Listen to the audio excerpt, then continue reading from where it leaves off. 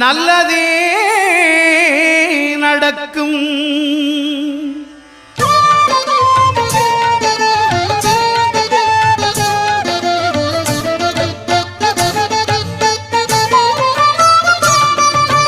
ஒன்பது கோளும் ஒன்றாய் காண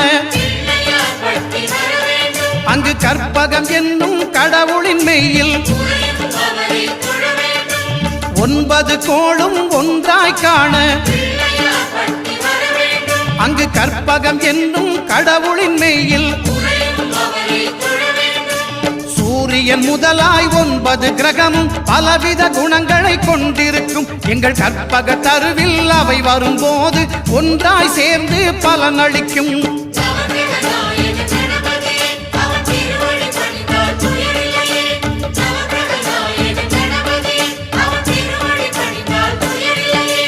ஒன்பது கோளும் ஒன்றாய் காண